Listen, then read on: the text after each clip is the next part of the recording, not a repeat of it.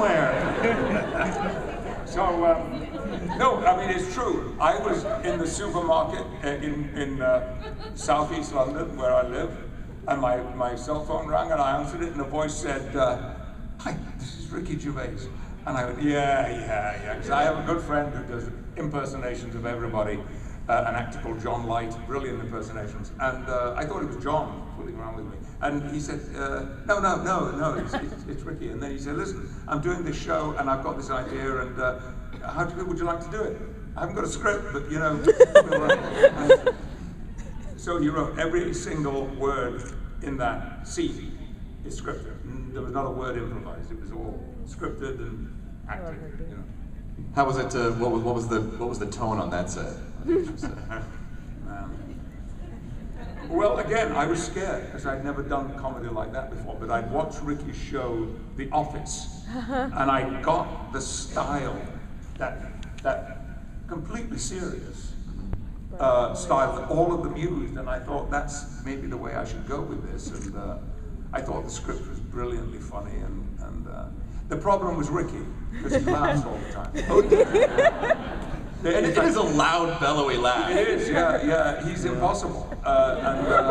Every time I open my mouth, he just shrieks with laughter. And Steve Merchant, his partner, producer and writing partner, made him leave the set. We did some of my close-ups without Ricky there. Really? Did you fall asleep? Only once. I also, just as a side note, just kind of nerding out a little bit, I loved you in LA Story too. I thought that was such a great, you guys, some of the kids maybe didn't see LA Story, but it's an awesome movie. I want the fish, you cannot have the fish. Just to remind you of what you said in that movie, if I can for a second. You think with a bank balance like yours, you can have the duck? You can have a piece of bread and a salad. That's so awesome! I can't even, I mean, it's like, I can't. I'm glad I wore a diaper, that's all. I'm just glad. American Dad, yeah, so you've been working with Seth MacFarlane. Yep. I recorded 6 new episodes last week in LA. Oh, wow. Yeah. I mean, there was one big Bullock episode, but a lot of little bits and pieces, you know. Stan has a birthday that everybody goes to, and things kind of get out of hand. It's a lot of fun. Did you ever, I mean, you know, when you're starting in the theater, and like, what career did you envision that you were gonna have? Did you ever think like someday I'll go into television, or are you like, no, I'm just gonna be a theater guy? What did you think? No, I just wanted to be on stage, and I spent quite a few years just working in regional theater, provincial rep, and I mean, I don't know how much this corresponds with your experience, Dan, but when I left drama school, it seemed to me every other student in my year had got an agent or a job or a manager or something. And I had nothing, and I went home to my parents' house and I signed on the dole, unemployment. And I literally thought my career was over before it had begun. Because nobody was interested in employing me, nobody wanted after the school shows. It was awful.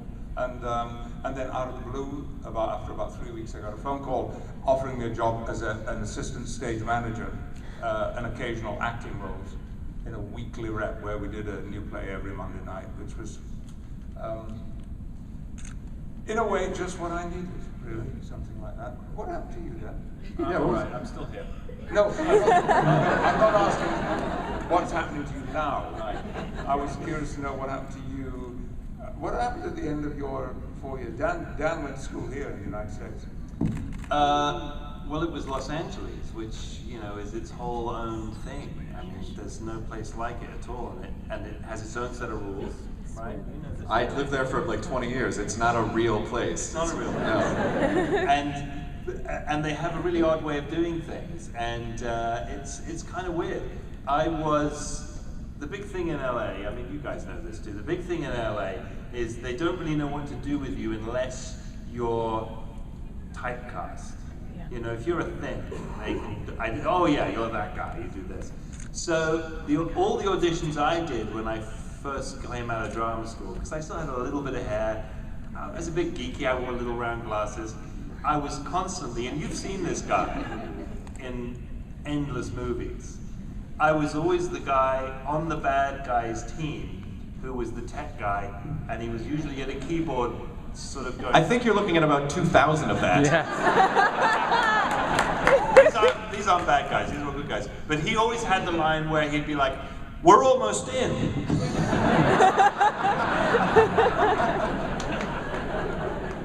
And that was pretty much me, in various different ways of going, "I'm almost in." And so that was that. That's really good. It's good, isn't it? I'd like to say I was very good at it by the time I left. Are you still based in Los Angeles, Dan? No, I actually just moved back to the UK, where I've been living in New York for the last 14 years. Theatre is very much still my thing, and I love it, and we do share the common joy of being on a stage in front of a living audience, you know, and having that feedback every night there's nothing like it in the world. So really, for that, you're kind of SOL in Los Angeles if you want to try that. Yeah, there's no theater culture really in Los Angeles. There's a lot of pretentiousness connected by traffic. Right. This is exactly right. And that can get boring after a while. Yeah. Whereas New York and London, that's very much sort of what you do. And New York's great also because there's some great TV shows that get done there and films as well. So I enjoyed it very much, but it was sort of after 14 years, it was sort of time to come home, I think. Have you guys done plays together? Yeah. What's most recently? What was the last thing we did? Was it the Johnson? I think it was, yeah. We did a we did a very weird play together. The West Yorkshire Playhouse in Leeds in the north of England. A fantastic play, but freaking nuts. I mean, it was... Sorry, fricking isn't a bad word. We're allowed that. Fricking's okay. I'm really sorry. You control your son's language? I mean, what the hell? Look at the size of him. I can't control it. Yeah, I won't get my pocket money for that, though. I'll be fine. Speaking of which... Oh, yeah, sorry, Yeah. What did I do? Nothing, sorry. We were talking about the last play we did together, I think. was the Yeah, question. we were. A fantastic play by an incredible British writer called J.B. Priestley. And the play starts with a man dying, and called Johnson, and that's what Patrick was doing. And it's a journey through to him basically moving on. And it's beautiful, and it's incredibly, it's an amazing play, but it's very weird. And the middle section is sort of a purgatory hell thing set in a casino. And that was really odd. I played a gorilla in that particular scene. You played a gorilla? I was a gorilla. I was a card-dealing gorilla. I was... The dead man, I told you it was weird. The dead man has a sort of alter ego called the figure that follows him all the way through and helps him actually move on and accept that he's died and move on. And that's what I played, but he has all these different personas that keep popping out at various points in the play, and one of which was a card-dealing gorilla. I want this car for this price. No, poop hits you in the face. Like, I don't know how... I want to, just because I want to save a few minutes for audience questions, so if you have some questions, line up at the microphone, and we have a few minutes to ask a couple audience questions. Oh. One at a time, one at a time. There we go. No, we'll never get to all the questions, but we can at least get a few. Obviously, your experience as Dr. Charles Xavier, like how is that?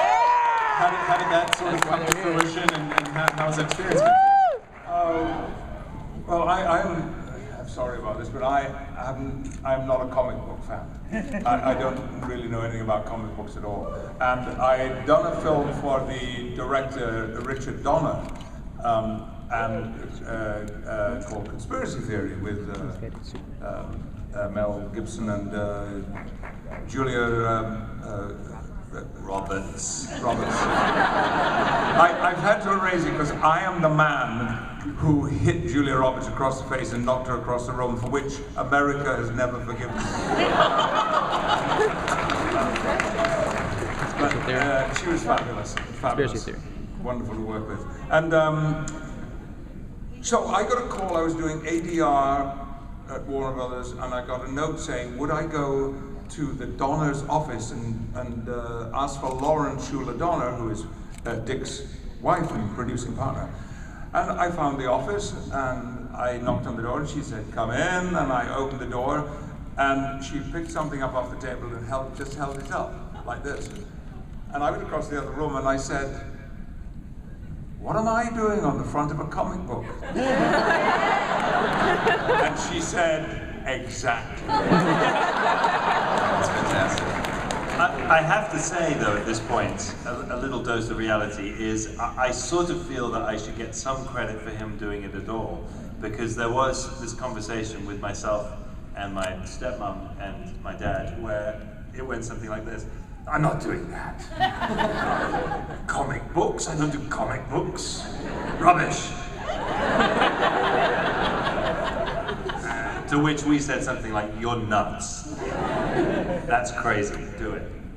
You didn't want to do it, you're bitter. No, I didn't, and I had lunch with Bryan Singer, the director, and I admired him as a director immensely. I'd seen all of his work, but I said, look, I already have one albatross around my neck, and it's called Jean-Luc Picard. I don't want to have a second one, because there is a sort of career downside, and I would change nothing in my life, nothing.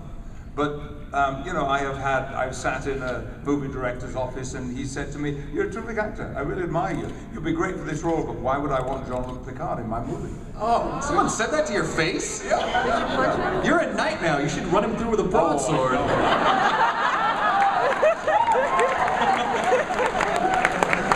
You Sir Ian McKellen. It's true. I remember vividly that Dan wising me up about X-Men and Marvel Comics and what it all meant and how huge the genre was and all of that, and Bryan Singer talked me into it.